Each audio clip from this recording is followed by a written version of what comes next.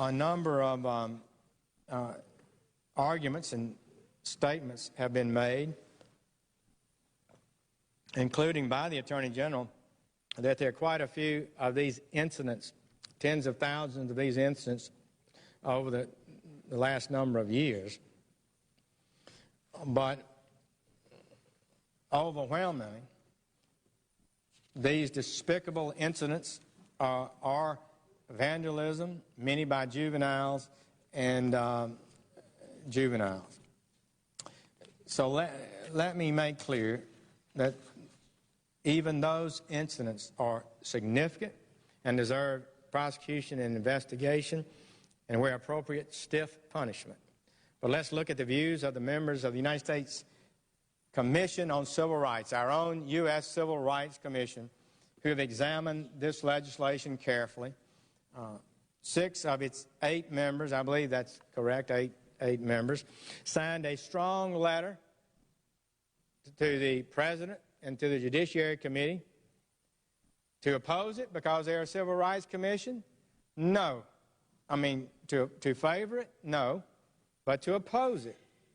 Their letter, dated June 16th, just last month, addressed to the members of the Senate and the President, said this, quote, "We believe that the MSHCPA, that's the bill, will do little good and a great deal of harm.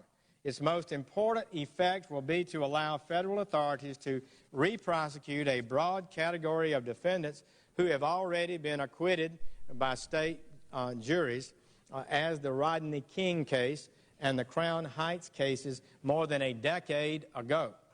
Due to the exception for prosecution by dual sovereigns, that is, the 2 sovereign entities, such double prosecutions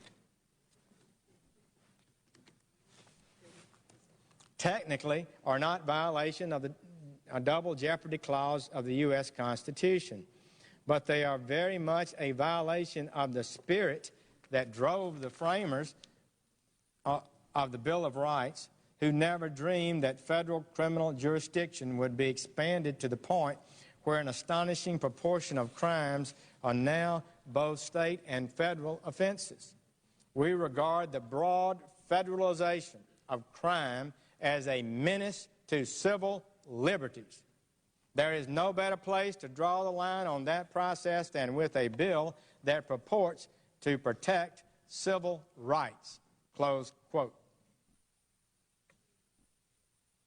And then they go on to say, while the title of the bill suggests that it will apply only to hate crimes, the actual criminal prohibitions contained in it do not require that the defendant be inspired by hatred or ill will in order to convict.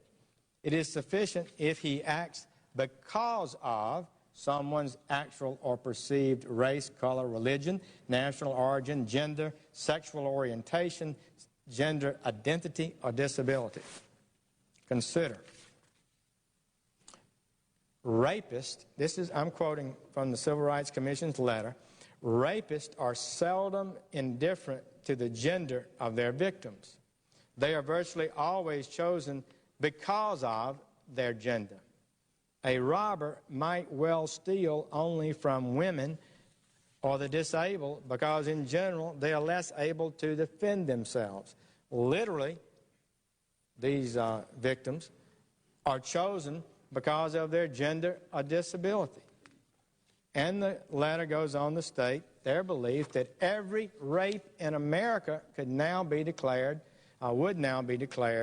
a crime under this bill because it's an action taken against someone because of their gender. Professor Gail Heriot, a member of the United States Commission on Civil Rights, testified at our June 25th hearing.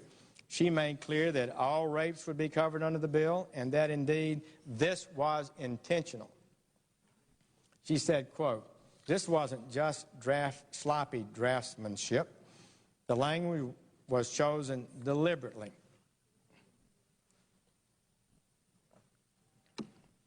Officials, understandably, wanted something susceptible to broad construction, in part because it makes prosecutions easier.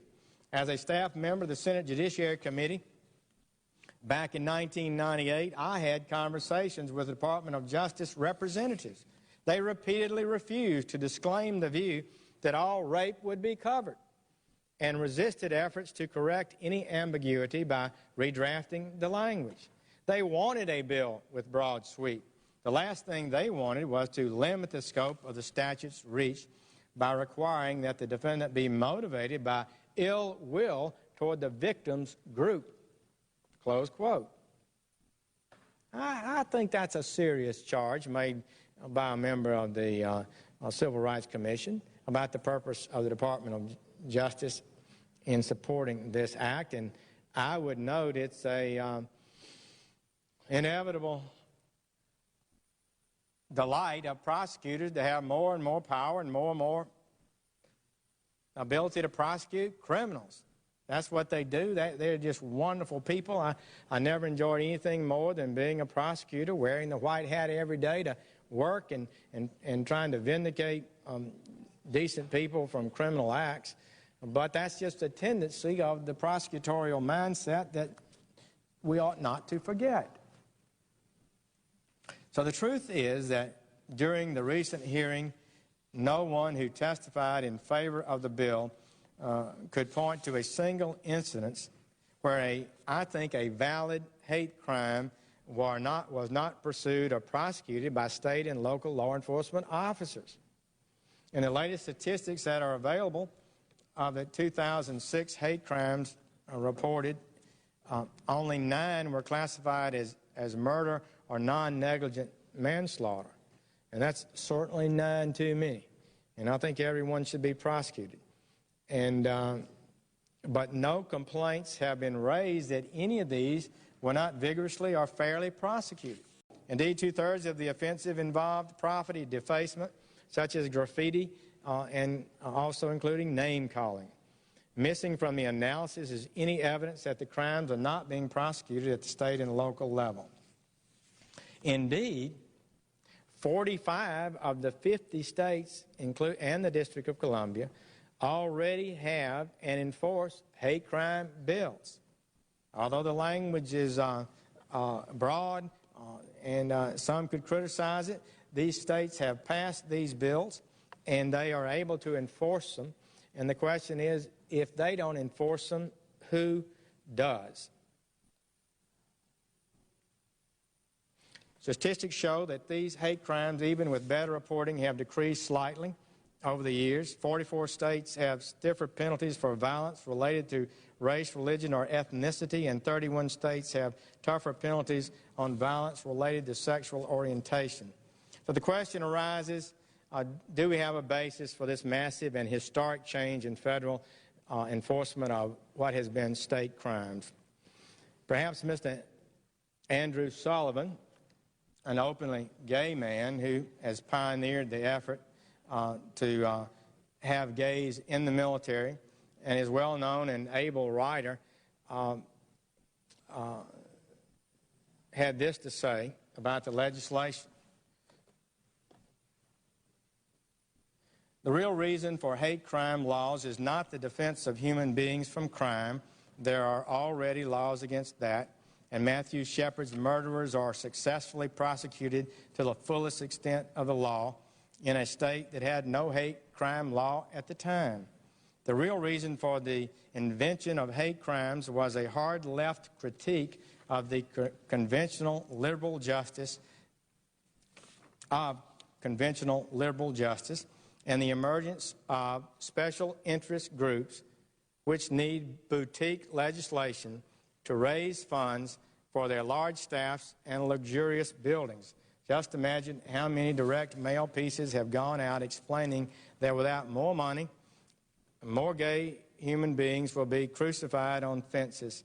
It's very, very powerful as a money-making tool, which may explain why the largely symbolic federal bill still haven't passed.